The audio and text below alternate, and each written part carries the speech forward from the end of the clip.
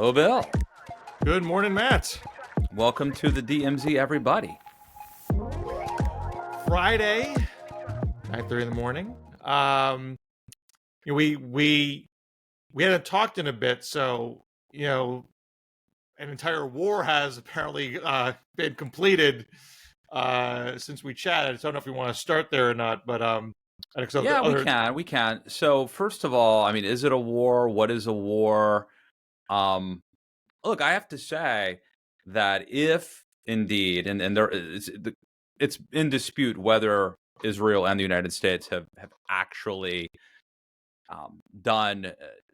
stopped the march toward Iran going nuclear, or more than just set it back a few months. But if indeed we have dealt them a substantial blow, and if indeed the response is limited to them, attempting to bomb military bases in Qatar that were, shot down or intercepted, this is pretty good. This is actually much more of a Reagan, I would say, foreign policy, which is that we are tough and we don't take crap from people, but we also don't become embroiled in a quagmire and have boots on the ground. So like people like Tucker Carlson and Candace Owens, those people who were so worried that this was going to start World War III, it's too early to say yet, but this could be a very good thing that we have done. Well, I have a much less charitable view towards it. And, I don't want to be a Reagan hater, but, Reagan's approach to Iran was a little bit different, if you might recall. Are you talking about the Lebanon or? Talking about Iran-Contra. Oh, the Iran-Contra affair, okay. Yeah, but he also bombed Libya, and so yes. I think this is kind of more in keeping with that, which is, Reagan did use the military, obviously. He did not become embroiled in a Vietnam or an Iraq. But he also pivoted to peace talks with Gorbachev. Sure. And but put Reagan aside. Let's just stick to the recent Iran history. Okay, so when Barack Obama had the Iran nuclear deal, the deal was that Iran could enrich uranium for civilian purposes, and we would have IAEA inspectors make sure that they weren't using it for nuclear weapons. And the deal had a time frame on it, had a sunset. And conservatives complained and use as a talking point, this means they would have a bomb by X year because the sunsets. And the counter argument was the plan is not to have this be a temporary thing and then we all say forget about it when it's over, that you would then at that point try to renegotiate and extend the deal. This is a beginning. But the complaint or hope that you had bought yourself enough time that the regime would either would change or change, right? I mean, you wouldn't know what the situation was at the point of the end, and you would revisit at that time. The intent was still to make sure Iran never got a nuclear weapon. Yeah. Now, Bill, just to jump in real quick, I think part of the other conservative criticism of the Obama bill was that it didn't prohibit Iran from continuing to engage in, terrorist activities, funding Hezbollah, Hamas. It wasn't a comprehensive peace agreement, right? And it was a beginning, and perhaps you could build upon, right? And from Israel's standpoint, right, this starts on October 7th. Yeah. When Hamas, kidnaps and all those Israeli and some some had dual American citizenship. So like that would not have been a violation of the Obama deal. Well, it wouldn't have been a violation, but I mean, in the alternative timeline, when we could have perhaps been building on diplomatic relations, when Trump pulls out of the deal in 2018, at that point, Iran had not violated its terms. So you could have been building on that agreement and perhaps cooling temperatures and perhaps leading towards a agreement that involved ending support for Hamas as well. It's all theoretical, of course. But I don't think you can just assume that if the Obama deal was in place, October 7th still happens. I mean, all sorts of different things could have happened in the alternative timeline. So what we have, right? So Trump pulls out of the deal in the first term. The deal's technically in place with other countries, but America's not part of it, and I believe Iran does start violating terms because the deal's been weakened. Trump comes in this term, says, "Hey, I want to have my own deal. I would prefer a deal. The deal I want is you can enrich uranium out of country, and then we'll do it for you. Then we'll ship it to you." Iran doesn't like that. They think that they should have the right to enrich uranium like other countries. And Trump reportedly didn't want Israel to send missile strikes, but he restrains them temporarily, but then he can't restrain them forever. Israel does the strikes. Trump reportedly says, "This is playing well. I want in on the fun." Does the bunker buster bombs. Then declares the nuclear program has been obliterated. When we have reports that perhaps they moved the uranium material, we have the Defense Intelligence Assessment that this only set back the program a few months. Now they're saying, now that Trump is trying to say, or others have said, well, it's actually a few years. So if the net result here is you have set back the program a few years, but you haven't totally limited their ability to reconstitute it, how is this better than the Obama deal in the first place, which, again, technically speaking, temporary, but with far more potential to extend it? If you're Iran right now, the obvious calculation is, how fast can we get this bomb?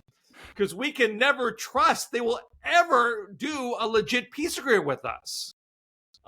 So if the fallback message from the Lindsey Grahams is, "Hey, it's a few years, that's pretty good," I'm not going to accept that as pretty good, because I think we had better than that under Obama. Well, I think part of the problem with talking about this is, how Donald Trump's constantly saying we'll have to wait and see, or I forget what his terminology is, but he's always like, we'll see how it plays out, which is like a very unsatisfying thing. But look, I think that there's a scenario where we look back at this and like, wow, Donald Trump was pretty crazy and chaotic, and he did a lot of really bad stuff. But you know what? When it comes to the Middle East, the Iranian regime has basically fallen. It's much more moderate now. Israel is able to partner with Saudi Arabia and other Arabic countries that used to basically want them not to even deny their right to exist. We've moved the embassy. We've got the Abraham Accords. Like, I think it's very possible that this is a big win for Trump when we look back. Very rosy to me. I mean, I'm far more concerned now. And look, well, I think there's a possible other side too, as you may think is more likely. I mean, I wrote a piece for the Monthly a couple weeks ago when Schumer was being critical of Trump's attempt at negotiating a peace deal with Iran. I thought Schumer was way out of line. So I'm really not trying to be partisan about this. If Trump was actually serious on a peace agreement, great. I mean, again, I like the Obama deal. I mean, if he could get a deal where the enrichment was out of country, fine. I mean, that doesn't bother me. I'd much rather see that kind of outcome here. I'm far more concerned now. I mean, Trump's word is just junk. I don't know. Wait, he gave them 60 days, and they did not meet the deadline, right?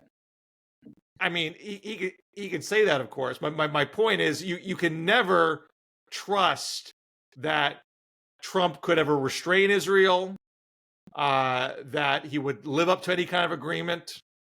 I think that's true based on sincere Donald. About an agreement. So, well, look, I think that's true based on what we know about Donald Trump in general. Yeah, but specifically based on the way he's handled Iran, seems fine to me. I think this actually teaches them and other potential I adversaries. I don't know if he literally said to them, "You have 60 days," and if that all bets are off. I know he has said that.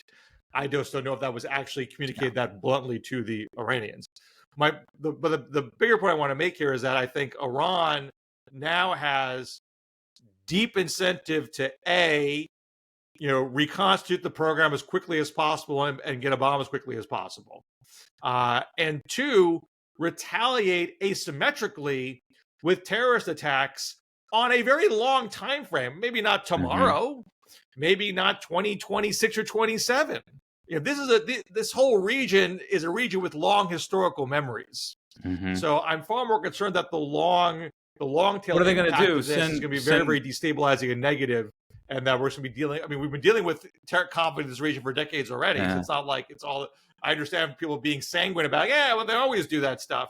Well, yeah, I mean, what are they going to do? Land the plane eventually, and now I'm not very confident about it. And what are they going to do? Like fly hang gliders into Israel and kidnap a bunch of people at a rock concert? What are they going to do? Storm our embassy and take us take our ambassadors hostage? I don't like these things occurring. I want there to be less of those things.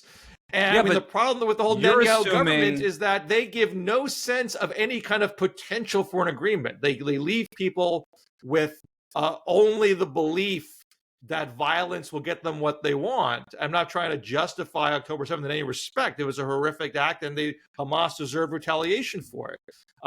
But you get those kind of circumstances when there's just no sense of hope. And the way Netanyahu has handled these things is to suggest we don't want a two-state solution. We don't want normalized relations with Iran. We think that it's an existential threat, and so we're going to use military force whenever we feel like it. Those are not the ingredients that are going to lead you to any kind of peaceful outcome. And I think we just have a difference of opinion when it comes to dealing with a evil theocratic regime like Iran. I don't think appeasing them or making deals with them is the answer. I mean, I think that putting them in line, letting them know that there are consequences, and also degrading their ability to do great harm, existential harm, is probably a peace through strength kind of thing. I'll leave with that. I don't want to go round and around circles about it, so I'll leave you with that last word. As Jim Mantle said after Brian Wilson died, it's a philosophy that says, my buddies and me are getting real well known. The bad guys know us and they leave us alone. That's the foreign policy. If they left us alone, I would understand, but I fear that they're not going to leave us alone. By the way, let me just plug my good friend Chris Scalia wrote a great tribute to Brian Wilson in the Washington Free Beacon, and I'm paraphrasing here, but it began something like, not only did Brian Wilson, who wrote the best songs about surfing, not know how to surf, but for a guy who co-wrote the song "I Get Around," he really didn't get around very much. Like he basically stayed in his bedroom. Yeah. So anyway, I butchered that. It was a much better lead than that, but you get the idea. What else do you want to talk about? Well, we got New York, man. This pretty stunning, I guess, result of the Democratic primary in New York, and you've got this. Is it Zohran? How do I say this name? It sounds like he's like in Superman 2 or something. Don't ask me. But I think it's Zohran Mamdani. But obviously, I'm not the last word on it. Yeah. Okay. So.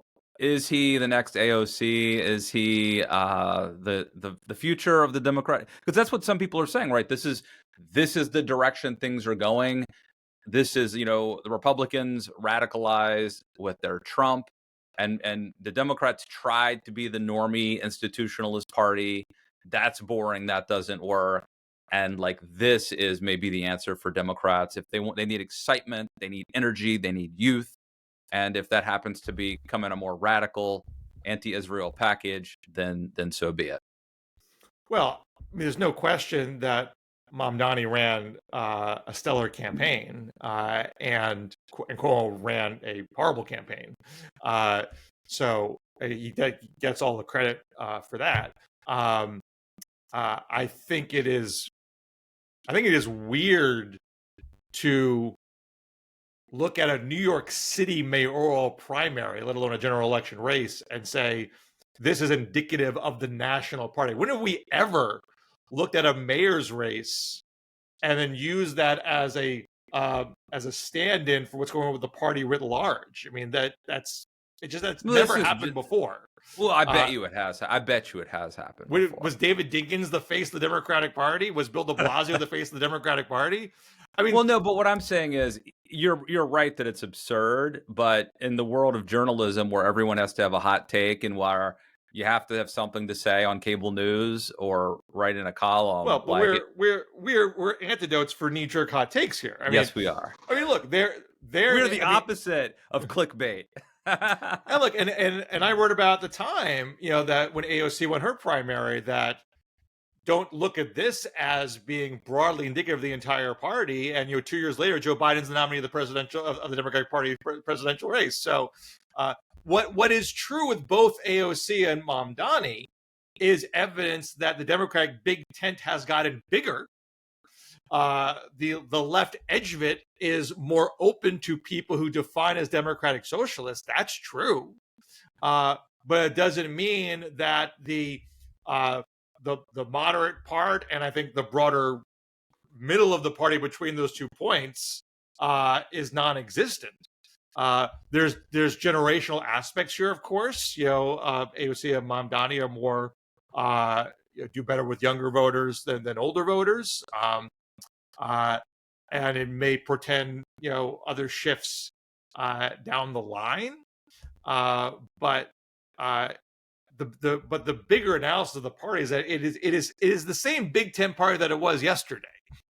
And it may be that particularly in the New York area, if you're a New York congressional incumbent or a candidate, you might get put, do you agree with what Mamdani said about this or said about that? Mm-hmm. That stuff's going to happen. Do you think he goes on to win based on what happened in the primary? I mean, probably. I mean, there was one poll that came out yesterday. I believe it's a Democratic firm. I don't know if they have like a moderate angle or something. They did seem to poll a little more favorably to Cuomo than others, but not necessarily wildly so. I mean, they had Cuomo up 17 in early June, but Marist had Cuomo up 12 in early June. So in early June, Mamdani wasn't ahead in any poll. I mean, I don't think I mean that those polls were wrong. I think Mamdani, worked it, and Cuomo didn't. And so Mamdani got the late momentum shift that he needed. So I don't want to say this poll was like the best poll or the worst poll, but it is a poll that came out yesterday, taken after the primary, that did a 5-way race with Cuomo and Mamdani tied. And if Adams dropped out, Cuomo would be up by 4 points. And all I think that means is, presuming Cuomo has internal polling that says something similar, it's incentive for him to stay in. And there was a CNN article saying that he is planning to stay in, although that's not been formally announced yet. Mamdani, and I think Mamdani's team realizes that it's not over, that the attacks on him will probably come even more intensely now. And look, the guy's got skills. I'm not saying he can't withstand it. And I'm not. And Cuomo has obvious liabilities beyond just the actual record himself, that the resigning in disgrace, the sexual harassment, the handling of the COVID nursing home thing. He just ran a bad campaign. He has not been the happy warrior that Mamdani has been. It's hard to win as a grouchy, petulant candidate, and that's what he's been doing. I think Cuomo would have to make some adjustments in his demeanor if he was to pull this out. But Mamdani has also not had to. He's withstood some attack, but I think the attacks will get more intense in a general, and he has to show that he can overcome that. Look, I obviously don't share Mamdani's politics, and some of it I find troubling. But Bill, I've been arguing kind of a belief in the great man theory of maybe not of history, but of American politics. Like, Democrats need a rock star. They need a superstar. They need, and this guy has that. And I'm not saying he's going to be president, but he has this charisma and ability to communicate. And I think he can excite young progressives, and like that is what they need actually. And I don't know if it's just if it's destined to come from the left, if there's something about being on the extreme of the right or the left that makes you more compelling. And we've seen, but Bill Clinton had the riz, as the kids say. I mean, Barack Obama, a young Barack Obama, had it. So it doesn't necessarily have to be, the horseshoe theory. But anyway, he's got it, and like, put aside the ideology. I think that's super important for Democrats. I mean, the youthful energy he has clearly. People are responding very positively to it. There's no question about that. The biggest challenge, especially when you're running for an executive position, is showing you're prepared to manage, because you can't just be the guy who's proposing the big ticket ideas. So I think he has a platform now that involves city-owned grocery stores and free buses and universal childcare, and it's largely paid for with tax increases that he can't impose himself, that the state government would have to agree to. Mm-hmm. So on one hand, you could say, your ideas may not be realistic. What are you going to do if you can't get that revenue? The flip side of that is, if he can't get that revenue, it's not like he can't function as a mayor. It doesn't mean like the city is going to become bankrupt. If he has a plan with a way to pay for it. If he can't get that money, then he's not going to do those things, and he'll do other things. Right. And there'll be more. Bernie Sanders, for example, was a very pragmatic mayor. It's one of the things I always found very strange about his later career is he doesn't talk about it as much. He has the credibility to say, "Look, I got these big ideas, but look, I've run a city before. I've met a payroll before. I've managed government departments before. I know how to do it." Yeah. Some people, we have in Chicago a mayor who proposed massive borrowing to cover school expenses, and the school board was like, that's not going to work, because you got to pay that piper down the line. That's not going to save us any money. We're in a massive deficit that doesn't help us. And he actually hasn't pulled the trigger on it yet. So there are ways that you could do things as mayor that could be very dangerous, fiscally speaking. But there's ways to, recalibrate and say, what, I had this idea and I couldn't get that done. Let's do this thing instead that I can get done. So his ability to show flexibility and recognition of the challenges of leadership, he's got a pretty clean slate in that regard.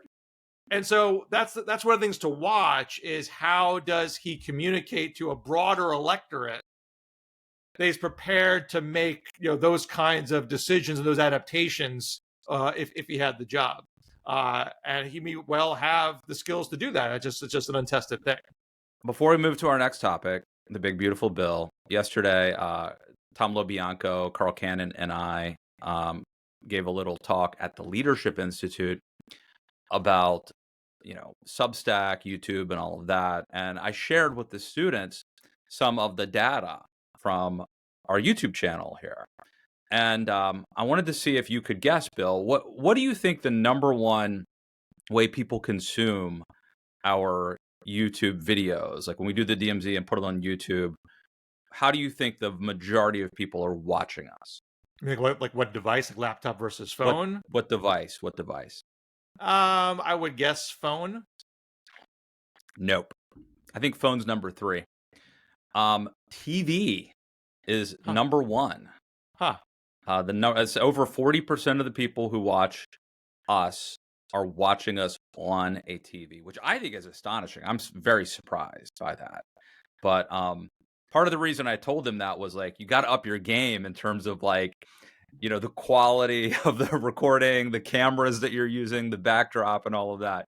But anyway, I found that amazing that, like, by far the number one way people are watching us and all the videos are on TV. And I had one person, some people were like, you were surprised, and I had someone else there who thought it would have been higher, because he's like, I watch YouTube on TV all the time. Why not? It's like through Apple TV or Roku or whatever. So you learn something new every day, especially here on the DMZ. All right. Anyway, that message was brought to you by Random Thoughts, Deep Thoughts by Jack Roku Handy. TV. Get Roku TV. Watch us on the big screen. Pick out pimples and blemishes and other problems, and maybe see what's in my background here. There's interesting things back here. Maybe some things that could even be incriminating. I'm not sure. Okay, Bill. Final thing. Big, beautiful bill. Am I right that Trump has like a self-imposed deadline of, is it July 4th? And by the way, the last time someone did not meet his deadline, he bombed them. Okay. So there's an incentive to get this bill passed, right? I mean, that deadline is definitely looking very shaky. And it is self-imposed. It's not really tethered to anything in particular.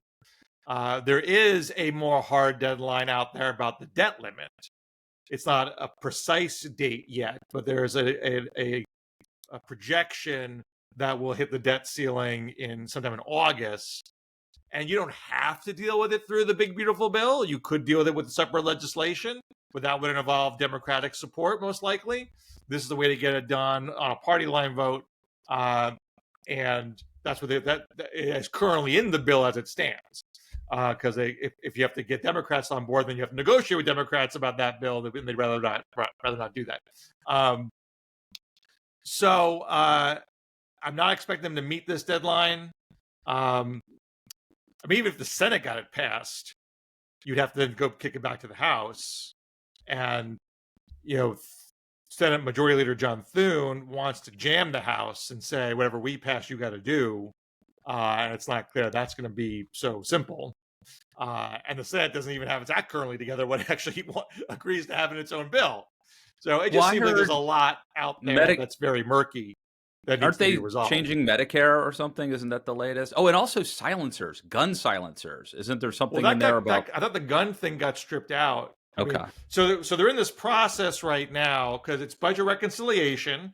There's all sorts of rules about what's allowed in a budget reconciliation bill. This is the one way to circumvent the filibuster. But to do that, certain things can count and certain things don't count.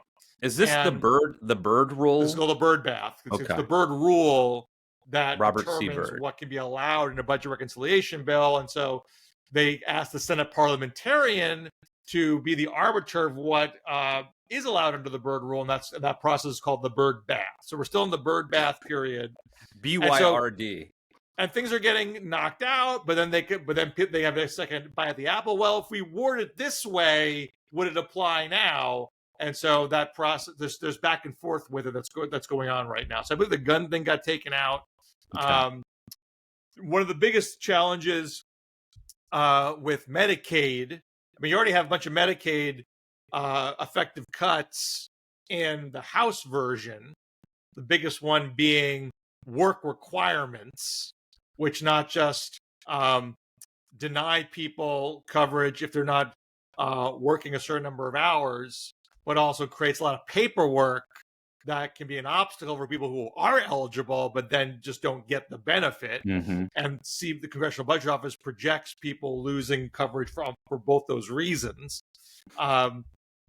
The Senate version is talking about an additional cut, if you will, involving provider taxes. This is a tax on healthcare providers that currently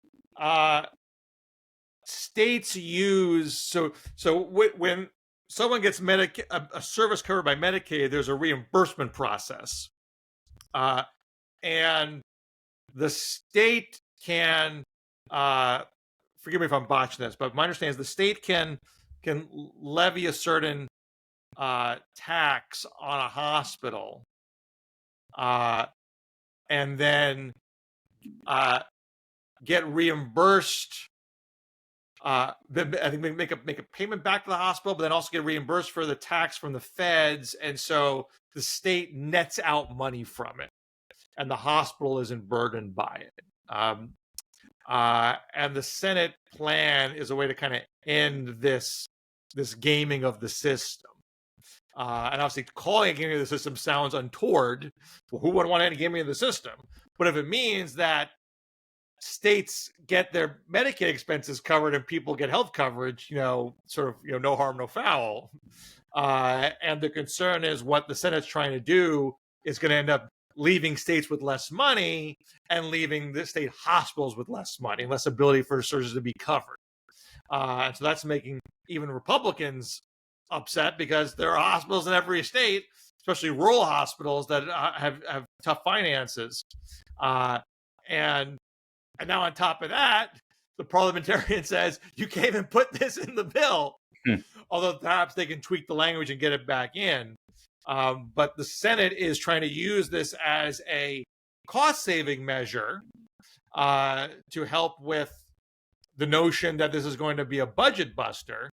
But not every senator is on board, not every House member is on board. So it's getting squeezed, from multiple directions. And it sounds like a total mess. It's, dog food. It's this big omnibus. They're just throwing everything in it. And Republicans have such a narrow majority in the House, especially, that, it's ugly. But honestly, don't you just think they're going to eventually, this has to pass, and it won't be good. It's not going to be no one's going to like this. The polling is terrible. The polling is absolutely horrible. And it's horrible. Has to pass. It's horrible if you say you support the one big beautiful bill, like the name, the Trumpian name, the branding of that is bad. People react badly to the name. if you poll the provisions, certain provisions poll well, like extend my tax cut polls well. Yeah. But the Medicaid cuts don't poll well as well as other things. So it's not like there's. If Republicans think, well, so long as I tell people that this isn't really a Medicaid cut, we're just getting rid of the fraud, waste, and abuse. These 8 million people who aren't going to get health coverage anymore, that's all fraud, waste, and abuse. When you do the competing messaging in the polling, that loses out. Yeah. And I think the Republicans in Congress know this. They're not happy with this. They're very nervous about it. It may be that Trump gets them to bite the bullet and pass it anyway. But it's not a slam dunk, because there's going to be people that say, you know what, this just isn't going to be good for me in my reelection. Yeah, no, I heard Thomas Massey on Theo Von's podcast kind of talking about it. And he was like, if you vote against this bill, they'll run ads saying, Thomas Massey voted against funding the military, giving soldiers the pay raise they need.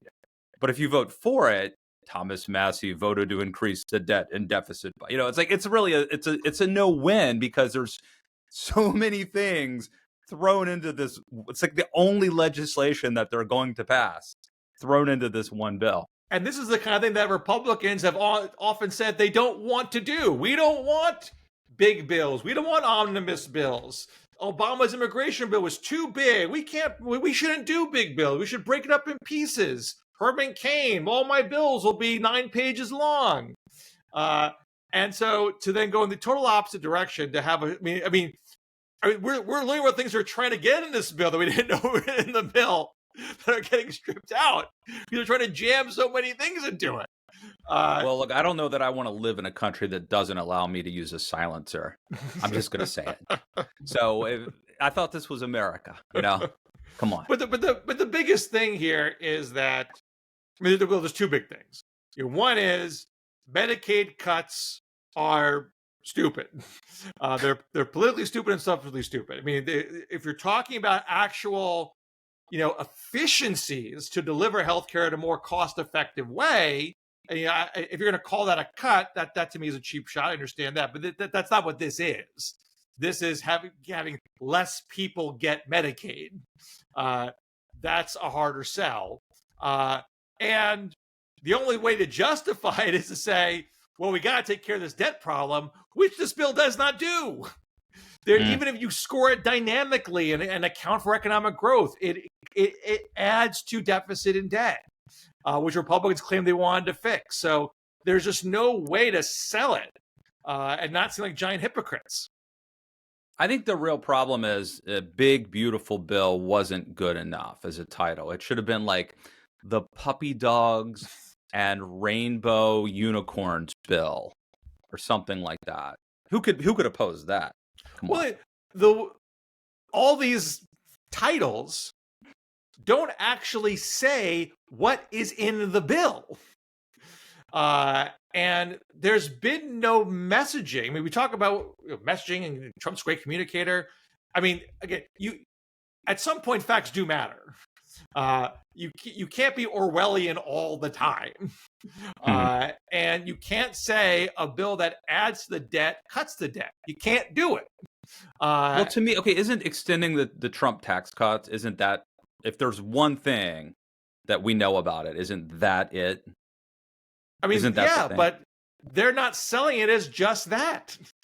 I mean, they've created this own problem in that for a long time, they were happy being total hypocrites and saying, we care about the debt deficit when Democrats are in charge. When we're in charge, all we care about is tax cuts. And we're all going to do it that way, and we're going to not be shamed about it whatsoever. But now you got more Republicans saying we are shamed by that. We actually have to do something about debt and deficit. And it's not just Democrats saying it adds to the debt. It's not just the Congressional Budget Office that says it adds to the debt, a Congressional Budget Office which Republicans control.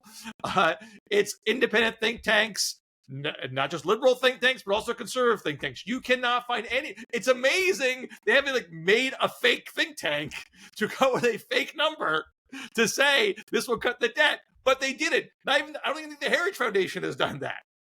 So in every story about this bill, it says this bill will add to the debt. So you can say all day long that it won't. No one's going to buy it unless you're a total cultist. I wonder if I started a corrupt think tank, if I could get money to say, all of my numbers crunchers to say that all the math adds up. It's like the human fund, it's like Costanza's human fund. Anyway, that's something to ponder. I'm kind of confused by it because it's not like I need a side hustle. Has boundaries or guardrails. They are happy to lie, but they're stopping short at installing a flunky at CBO. They've stopped short at just coming up with like a fake number from a fake organization. They just want to power through it and just try to slough it off. Again, they may well pass this bill anyway, but it'll be a Pyrrhic victory because they lost the message war completely. I mean, they passed a tax cut bill in 2017 and still lost the House in 2018. Democrats used that bill as a negative for the tax breaks for the wealthy. And I think this bill has more targets than that bill. All right. I think we can end it there. Bill Scher. What should people be reading this week? I have a big piece of the Washington Monthly today on a very on something that's not really in the news, but I think is important. Vocational education. Donald Trump ran saying essentially, 4-year degrees, that's a big boondoggle. It's all a bunch of Marxist claptrap. We need to help people get real jobs, making things, blue collar work. And what Trump has done in office has taken a sledgehammer to 4-year colleges, but what he's doing for vocational education is paltry at best and arguably a net negative in terms of funding that's going into it. When you're looking at both the One Big Beautiful Bill and the Trump budget, which is not law but a proposal, plus ways to do it executively by eliminating Job Corps. There's lots going on that's not getting a lot of attention. I try to walk you all through that. So please check that out at thewashingtonmonthly.com. And Bill, you should appreciate this. If all goes well, knock on wood, I'm supposed to go see Ryan Adams perform the acoustic version of Heartbreaker the album tomorrow night. I'm not a big Ryan Adams fan. I thought you might be. You seem like a Ryan Adams fan. I mean, I hope like that's not Americana. I just never got into Ryan Adams. Well, I am. You know who I saw earlier this month? Violent Femmes. I saw Violent Femmes last year. Okay, that's in time is a flat Northampton. circle. I saw Junior Brown. He plays the steel guitar thing. The right? git steel. He has this unique fused regular guitar and slide guitar into one contraption. How was it? He's fantastic. Wow, that's awesome. I'm a fan of the steel guitar. I love that twangy stuff. I have a piece at the LA Times about the kind of looking at Donald Trump's unwieldy coalition and the mini civil war that erupted over the Iran bombing, where you had people like Tucker Carlson criticizing Trump. And then I had a piece at The Hill on ICE agents wearing masks. And I kind of used the Lone Ranger as my jumping off point. Remember, at the end of the show, the Lone Ranger, somebody would always say, "Who was that masked man?" But of course, I juxtaposed his benevolent or, anonymity that was done in the pursuit of justice with some of the darker things that we're seeing today. So check that out at The Hill. Bill Scher, always a pleasure, man. Great to talk to you as well. All right. Talk soon here in the DMZ. You got it. See ya.